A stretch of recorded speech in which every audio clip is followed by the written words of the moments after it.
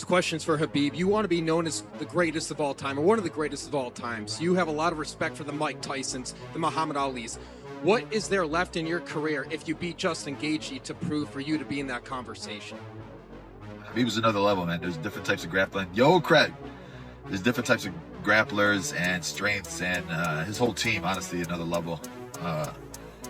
They train different, but it was always good. Like, as humble as they could be, always great learning from the GOAT, and that's why I consider him the GOAT. I'm talking to all you Khabib fans out there. 15 world titles to your guys' 4, and you guys are really talking about who's the best fighter ever? You guys are joking, right? The sport of mixed martial arts is on the rise of not just popularity, but the skill set that comes with it. More eyes on the sport means more hungry people that want to see the world recognize their talent. It is a competitive sport and people want to see the best of them compete against each other to determine who is the best out of the bunch. It is our human nature to be curious about it because hand-to-hand combat is a primal way of asserting dominance. So, who is the best at this primal craft? Who is the ultimate fighter? So what better way there is to determine the ultimate fighter than looking at the biggest mixed martial arts organization, whose logo is the Ultimate Fighting Championship, the UFC. As of today, the UFC has over 1,400 active fighters scattered across 12 weight divisions, 8 for men and 4 for women. The UFC also has a pound-for-pound ranking list. However, the UFC's official pound-for-pound ranking list is not really a reliable source to determine the MMA GOAT, since it is based on the strict opinions of 20 selected MMA media journalists, and the major factor that they use in the rankings are the results of the fighters' recent fights. Oh my god, bro. Oh, hell no, man. What the fuck, man? Another reason the pound-for-pound ranking list isn't a reliable source is because the gathered opinions are updated every week and the voting time they have is 48 hours. Someone is truly the best at fighting can't just be replaced the next week because someone else had an amazing performance in his most recent fight that may overshine the true GOAT's whole legacy for some time, which took years to build. Now that we know that the UFC's pound-for-pound list is not a way to determine the best fighter, we need to put certain metrics in place to measure each individual GOAT candidate fighter to finally see who really is the best. Ask yourself the question, what makes a fighter the best? Is it the highlights that are created in the career of the individual fighter? Is it someone who fought the hardest opposition and still managed to come out on top? Is it someone that gets pushed to the brink of losing every fight and somehow manages to recover and win? Or is it someone that nobody could beat? Normally I would say it is the one that nobody could beat, because that makes you by default the ultimate winner, the ultimate fighter. But that is not a fair metric because it suggests that every fighter fought the same caliber of opponent, which simply isn't the case. Styles make fights for a reason, and that's why in the community it is always talked about that MMA math doesn't work. In other sports, however, it can. Let's say Usain Bolt is the fastest man in the world because he ran the whole track in 10 seconds. Then nobody can claim being a better runner than Usain Bolt unless he or her runs the whole track in under 10 seconds. But in fighting, it is not the same because fighters are not measured on time. In boxing, you have the example of Muhammad Ali beating George Foreman beating Joe Frazier, and Joe Frazier beating Muhammad Ali. It isn't as simple as saying, oh, he's undefeated, he's the GOAT. But it definitely helps being in the conversation. Hey, bro, come on now, dawg.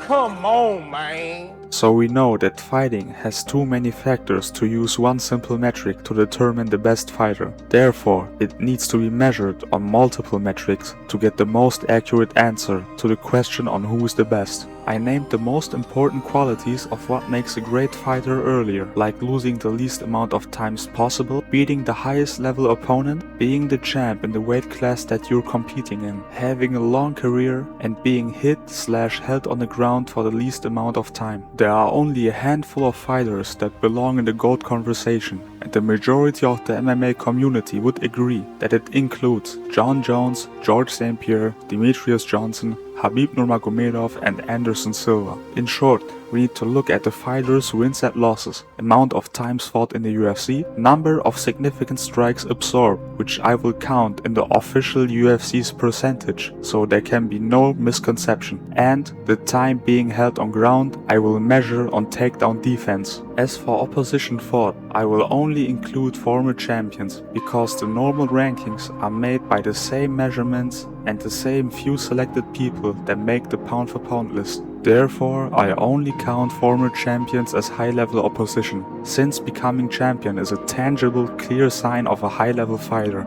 Now that we have everything we need sorted, we can go through all the GOAT candidates to finally determine the ultimate fighter. And to be clear, I will only count their UFC records, just to get everything to be more sorted and not to be as complicated. So let's start with Anderson Silva first. He has 25 fights in the UFC in total, 17 wins, 7 losses and 1 no contest. He fought his first fight in June 26 at UFC Fight Night 5 and his last fight at October 2020 UFC Fight Night Silva vs Hall. He defended his title 10 times and has a takedown defense of 69% as well as 2.05 significant strikes absorbed per minute. Next we have Khabib Nurmagomedov. He has 13 total UFC fights, 13 wins, 0 losses. First fight at January 2012 at UFC on Fox, Gillard vs Miller. And his last fight on October 2020 at UFC 254,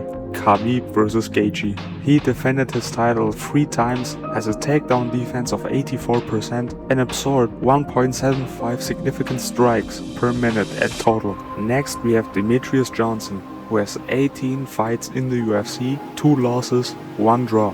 He fought his first fight at UFC 126 Silva vs Belfort on February 2011, and his last fight was on UFC 227 Dillashaw vs Garbrandt 2 August 2018. He defended his title 11 times, has a takedown defense of 65% and absorbed 1.66 significant strikes per minute. Next we have John Jones, who fought 22 times in the UFC, has 1 loss to disqualification and 1 no contest for being tested for PEDs. His first fight was on UFC 87 Seek and Destroy on August 2008. His last fight was on UFC 247 Jones vs Reyes on February 2020. He defended his title 13 times, has a takedown defense of 95% and absorbed 2.22 significant strikes per minute. Last but not least we have George St. Pierre, who fought 22 times in total in the UFC, has 20 wins, 2 losses. His first fight was at UFC 46 Supernatural at January 2004. His last fight was on UFC 217 St. Pierre vs Bisping on November 2017. He defended his title 9 times, has a takedown defense of 83% and absorbed 1.4 significant strikes per minute. When it comes to former champs beaten, it is a tie between GSP and Jones, who both beat 6 former UFC world champs. And it's not just a tie between Jones and St. Pierre for former UFC world champs beaten, but also what we call MMA GOAT status. Yes, Anderson Silva may have fought the most amount of times, but the losses as well as the lower takedown defense percentile put him out of the equation. While Prime Silva may be the GOAT, he ultimately wasn't the same towards the end of his career. Khabib is the exact opposite of the spectrum. While he was never defeated, his amount of title defenses as well as the total fights in the UFC doesn't even compare to the rest. He could be the greatest of all time but did not do enough, and his career left too many questions unanswered. Could he make 155 for at least 5 more years and fight consistently every year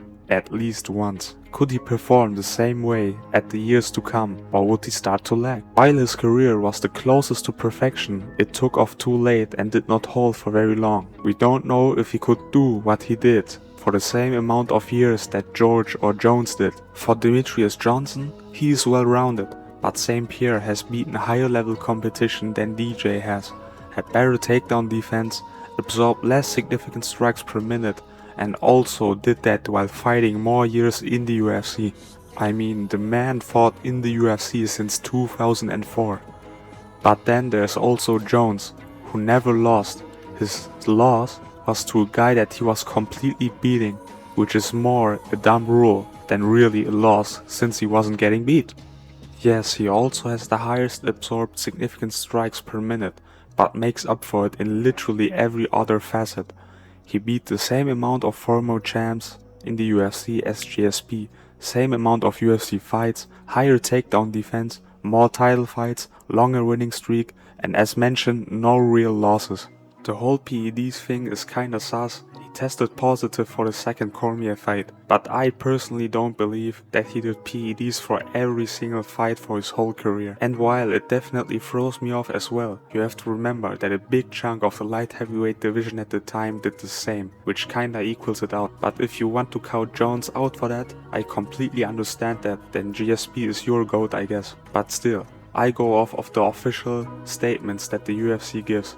And after all the information we gathered throughout this entire video, still makes Jon Jones the best to ever do it. From his stats to his accomplishments, he's far ahead of the other GOAT contenders and is the only one that still competes in the UFC till this day and has retired and seems to be returning for the heavyweight division. And what I also know for a fact is that PEDs do not grant you the fight IQ that Jon Jones has. As I said, he tested positive for one fight, so no one can discredit the man's entire legacy. I personally am not a fan of his persona outside the cage either and distance myself from the actions he did in the past, but as a fighter, he is the GOAT of MMA, the ultimate fighter, hands down.